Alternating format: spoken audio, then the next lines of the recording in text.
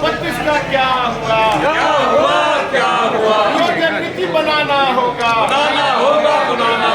नियोजन नीति बनाना होगा।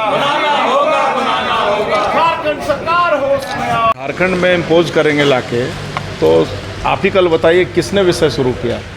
सत्ताधारी दल के लोगों ने। हाउस हम तो चलाना चाह रहे थे हाउस, उन्होंने सबसे पहले उठ के मणिपुर की बात की, तो हमने चूड़ियाँ थोड़ी पहन के बैठा है। तो अब सवाल उठता है कि अगर वो इस तरह की बात करेंगे तो हाउस कहाँ चलना है? जो सवाल उन्होंने मणिपुर को लेकर उठाया था, हम तो यही कहे कि भाई अगर मणिपुर में जो घटना हुई है वो बहुत ही दुखद है और पूरा देश चिंतित है उसके लिए। माननीय प्रधानमंत्री श्रीमान नरेंद्र मोदी जी खुद ही चीज़ों को हैंडल कर रहे हैं। ऐसे में यहाँ हंगामा करना, झारखंड में रोज़ इस तरह की घटनाएं हो रही हैं। सैकड़ों बहन बेटियों के साथ बलात्कार हुए, टुकड़ों में बेटियां काटी जा रही हैं। ये इनको दिख नहीं रहा है, और मणिपुर याद कर रहे हैं, सिर्फ घड़ियाली आंसू बहा रहे हैं। और मैं फिर कह रहा हूँ कि अगर ये झारखंड के मुद्दों से ध्यान भटकाने का काम करेंगे, जो भ्रष्टाचार है झारखंड में, जो झारखंड में रोज़ हत्याएँ हो रही हैं, जिस तरह से बलात्कार की घटनाएं हो रही हैं, पूरा का पूरा सिस्टम भ्रष्टाचार से बजा रहा है, जिस तरह से पत्थर खजाना, बालू, कोयले की चोरी, लूट हो रही है, तो हम तो इन सवालों का जवाब चाहते हैं। जो नौजवान हमारे बेरोजगार हैं, हम उनके रोजी रोजगार की बात कर रहे हैं। हम तो यही कह रहे हैं कि आपने कोई नियोजन नीति बनाई नहीं, और जब नियोजन नीति बनाई नहीं तो फिर आप ये जो 26,000 लोगों को नियुक्तियाँ देंगे तो देंगे कैसे? फिर कोई कोर्ट में जाएगा कोर्ट में, और फिर कोर्ट आपके नियुक्ति को रद्दी की टोकरी में फेंक देगा।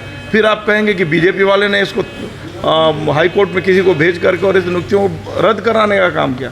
तो हमारा स्टैंड क्लियर है कि हम चाहते हैं कि सदन चले, लेकिन अगर हमारे सवालों का जवाब नहीं देकर ये मणिपुर याद कराएंगे और ये मुंह मोड़ेंगे सब जनता के सवालों से, तो सदन अगर नहीं चलेगा तो वो सत्ताधारी दल के लोग जिम्मेवार होंगे, हम लोग कहीं से जिम्मेवार नहीं। अच्छा, चर्चा में हिस्सा नहीं लेंगे? आज अनुपूरक बजट पर चर्चा होंगी सर, तो देखिए, हमने तो पहले ही आपको कहा कि हम तो चाहते हैं कि हम चर्चा में हिस्सा लें, हम भाग लें, सब करें, लेकिन हम जो जनता के सवाल हैं वो सवाल सदन के पटल पर आने चाहिए कि नहीं आने चाहिए। हम तो यही कह रहे हैं कि माननीय मुख्यमंत्री जी मेरे सारे सवालों का, भारतीय जनता पार्टी के जो सवाल हैं, आकर उसका जवाब दे दें, कि जो कोडरमा लोकसभा क्षेत्र में एक बहन के साथ जो घटना घटी उसके भी वस्त्र उतारे गए। तो इस पर ये सरकार चुप क्यों है, मौन क्यों है? जो सुभाष मुंडा के हत्या के आज लगभग 1 सप्ताह हो गए हैं, आज तक अपराधी तक पहुंची नहीं सरकार, तो आखिर ये सरकार चुप क्यों है? हम तो यही कह रहे हैं। तो इन सवालों के जवाब यदि मुख्यमंत्री जी हम लोगों को दे देंगे तो बड़े प्यार से सदन चलेगा, लेकिन अगर नहीं देंगे तो अब आप ही बताइए कि किस प्रकार का सदन चले या बंद रहे, कोई औचित्य नहीं है। अच्छा, लालू यादव बजट जो लाया गया वो कितना सही? देखिए, ये पूरी तरह से लूट का बजट है। पहले ही से इन्होंने 1,01,000 करोड़ का बजट लाया था। आप ज़रा पूछिए ना कि कितनी राशि उसमें खर्च की है।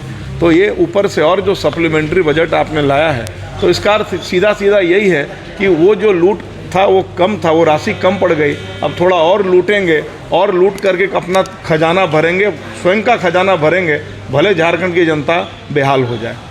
लालू यादव की नहीं है, सरकार को इंटरेस्ट नहीं है ये राशि।